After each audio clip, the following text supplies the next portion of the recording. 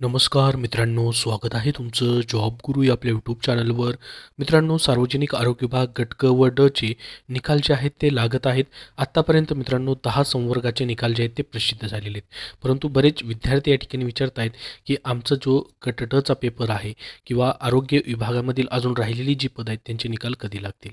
तर बघा मित्रांनो, सर्वात अगोदर तुम्हाला राहिलेल्या निकालाबद्दल माहिती देतो आणि त्याच्यानंतर पुढची जी काय प्रक्रिया आहे किंवा जी माहिती आहे ती आपण पाहणार आहोत.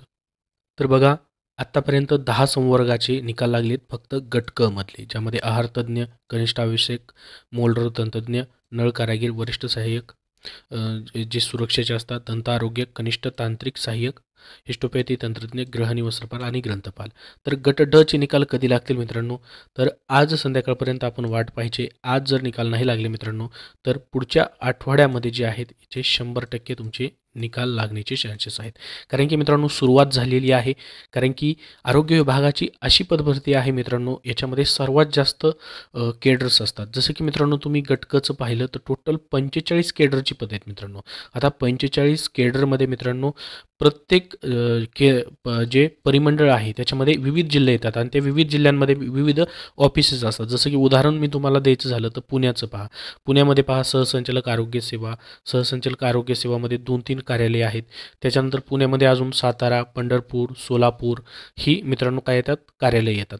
तर या प्रत्येक कार्यालयाचं मित्रांनो त्यांना सामाजिक समांतर आरक्षणानुसार निकाल जो आहे तो तयार करायचा असतो. त्यासाठी थोडाफार वेळ होईल.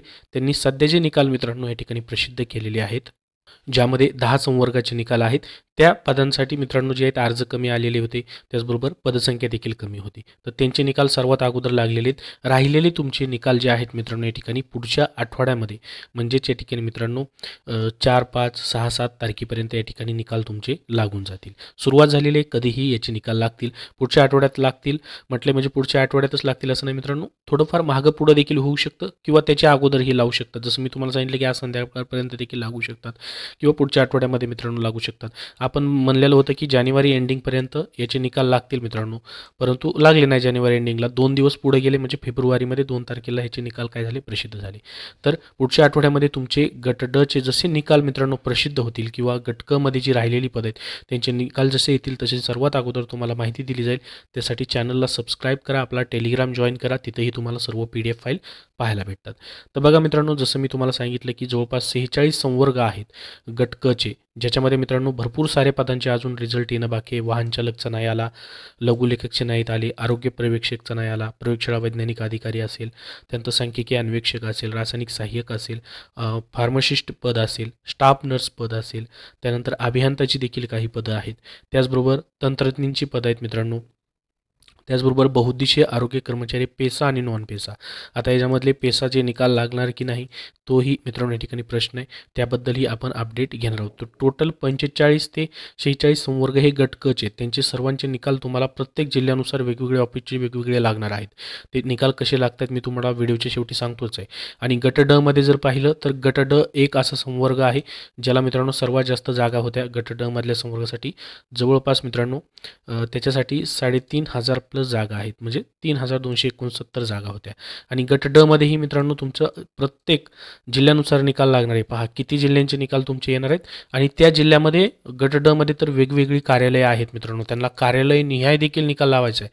त्यामुळे गट ड चा निकाल थोडासा मित्रांनो या ठिकाणी खूप मोठा असणार आहे. खूप मोठ्या PDF फाईल त्याचे येतील. गट ड चे एकूण 35 जिल्हे आहेत. 35 जिल्ह्यामध्ये प्रत्येक कार्यालय वेगवेगळे, जसं मेंटल हॉस्पिटल असेल, जिल्हा शल्यचिकित्सक कार्यालय असेल, उपसंचालक आरोग्य सेवा, परिवहनची कार्यालय असतील, त्या जिल्ह्यामध्ये विविध कार्यालये आहेत मित्रांनो. त्याच्यामुळे त्यांना पूर्ण शॉर्टिंग करून हा निकाल लावायचा आहे. त्याच्यामुळे मित्रांनो निकाल तुमचा लागणार आहे. कमेंट करून बरेच विद्यार्थी विचारत होते की गट ड चा कधी निकाल लागेल, तर लागणार आहे मित्रांनो 100%. प्रत्येक कार्यालयानुसार आणि जिल्ह्यानुसार वेगवेगळा निकाल असणार आहे. याच्याबद्दलही जसं अपडेट येईल तसं तुम्हाला शेअर केलं जाईल.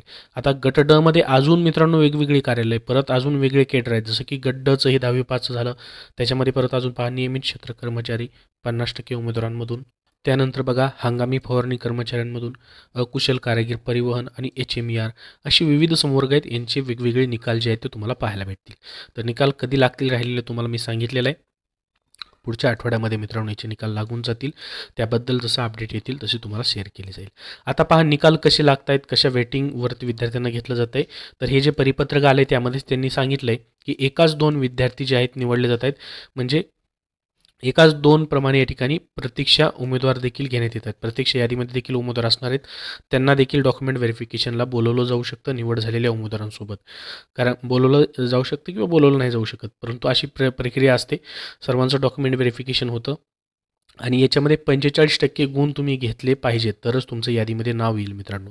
समजा एखाद्या पदासाठी मित्रांनो एखादा उमेदवार त्यांना 45% गुणापेक्षा जास्त सापडलाच नाही. गट क मध्ये असे भरपूर संवर्ग आहेत ज्या ठिकाणी मित्रांनो कमी अर्ज येतात किंवा त्या पद्धतीचं टेक्निकल एज्युकेशन नसतं. तर त्या ठिकाणी 45% फॉर्म भरलेला असतो विद्यार्थ्यांनी, परंतु 45% जर मार्क नाही पडले तर ते पद मित्रांनो भरता येत नाही. 45% पेक्षा जास्त मार्क्स तुम्हाला असणं गरजेचं आहे. तर गट ड मध्ये देखील मित्रांनो तीच प्रक्रिया आहे. 45% पेक्षा जास्त मार्क्स असतील तरच नाव यादीमध्ये येईल, लक्षात राहू द्या. तर गट ड आता गट क चा जो कट ऑफ आहे मित्रांनो तो खूप कमी प्रमाणे लागतोय काही पदांचे. तर पाहू शकता या ठिकाणी, जसं की उदाहरणार्थ पहा पुण्याचं डेंटल हायजिनिस्टचं पद आहे. याच्यामध्ये मित्रांनो पाहू शकता 96 वरती या ठिकाणी ओपन कॅटेगरी अनरिझर्व्डमधून या ठिकाणी विद्यार्थी सिलेक्ट आहेत. 102 120 वरती देखील. तर अशा पद्धतीने या ठिकाणी रिझल्ट लागतोय. तर या ठिकाणी पहा candidate not secured 45% marks hence not selected. ते कॅन्डिडेटचं या ठिकाणी सिलेक्शन होणार नाही.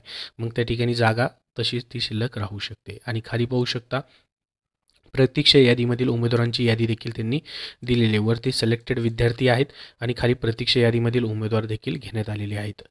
त्यानंतर तुमचे गट ड चे देखील मित्रांनो कट ऑफ जो आहे तो कमी जाण्याची शक्यता आहे. आणि गट क मध्ये जी राहिलेली पदं आहेत मोठी मोठी पदं अजून, जसं की स्टाफ नर्स असेल, सर्वात जास्त जागा त्या पदांसाठी होत्या, त्याचेही मित्रांनो कट ऑफ कमी जाऊ शकतात. तुम्ही कुठल्या पदासाठी अप्लाय केलेलं आहे कमेंटमध्ये सांगा. तुमचे मार्क्स देखील सांगा जेणेकरून सर्वांना माहिती समजेल. आणि नॉर्मलायझेशन जे आहे मित्रांनो, ज्या पदाची एकाच शिफ्टमध्येच परीक्षा झालेली आहे त्या पदाचं नॉर्मलायझेशन झालेलं नाही. ज्यांचे वेगवेगळी शिफ्टमध्ये या ठिकाणी परीक्षा झाली आहेत त्यांचं नॉर्मलायझेशन झालेलं आहे. नॉर्मलायझेशनचे गुण त्यांनी ऑलरेडी मित्रांनो प्रसिद्ध केलेले आहेत प्रत्येक पदानुसार. ऑफिशियल वेबसाईटवरती तुम्हाला त्या गुणपत्रिका देखील पाहायला भेटतील. तर रिझल्टबद्दल गट ड बद्दल तुम्हाला माहिती दिलेली आहे आणि गट क ची राहिलेली पदांबद्दल देखील माहिती दिलेली आहे. रिझल्ट जे लागत आहेत मित्रांनो गट क चे सध्या कमी कट ऑफवरती लागत आहेत. या ठिकाणी मित्रांनो 200 पैकी तुम्हाला मार्क्स होते त्यापैकी सर्व निकाल पाहण्यासाठी तुम्हाला मित्रांनो सर्व आतापर्यंत लागलेले ज्या PDF फाईल आहेत टेलिग्रामवरती दिलेले आहेत किंवा NRHM महाराष्ट्र वेबसाईटवरती देखील अवेलेबल आहेत. त्याची लिंक तुम्हाला डिस्क्रिप्शन बॉक्समध्ये देतोय. या व्यतिरिक्त अजून काय प्रश्न तुमचे असतील तर कमेंटमध्ये नक्की विचारा. हा व्हिडिओ मित्रांनो नक्की लाईक करा. धन्यवाद.